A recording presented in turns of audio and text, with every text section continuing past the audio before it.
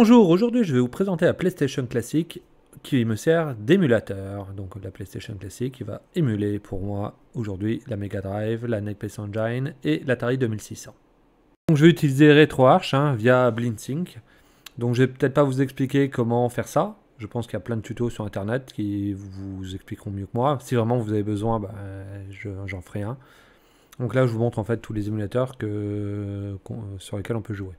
Donc selon le développeur, la console en fait est supérieure à un Raspberry Pi 3B.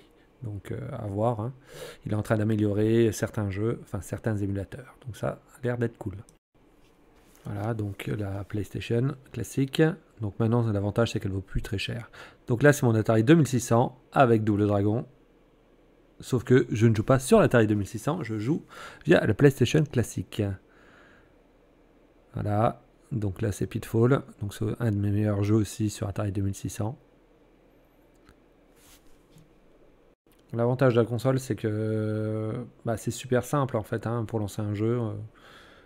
On choisit son corps, donc en fait l'émulateur, et on lance et ça émule.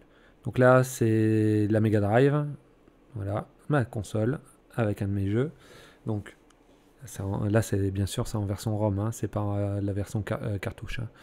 Donc Street of Rage 2. Donc l'émulation est super rapide. Donc il y a plein d'autres consoles.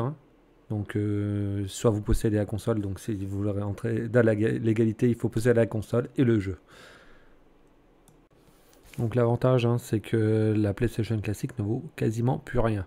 Donc au début elle était à 100 €, ce qui était cher. Elle est descendue à 60, c'est là que je l'ai acheté. Maintenant souvent on arrive à la trouver à 39 €, avec un peu de chance bientôt encore moins. Là, vous n'avez pas besoin de monter un Raspberry Pi pour essayer d'émuler, c'est tranquille. Donc là, la NetBase Engine, c'est ma NEC GT ça, c'est la meilleure console au monde. Donc là, pareil, elle s'émule bien.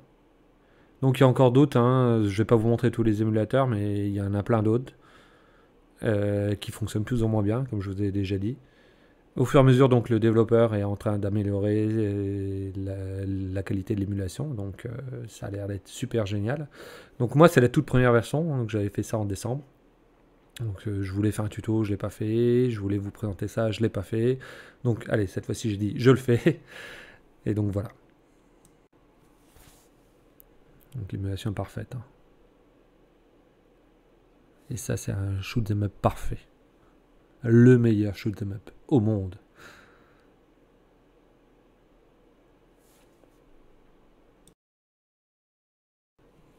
Voilà, si vous avez des questions, n'hésitez pas. Si vous voulez un tuto, n'hésitez pas, je peux vraiment en faire un. Et sinon, n'hésitez pas à partager, à liker et à vous abonner à la chaîne. Et je vous dis à la prochaine.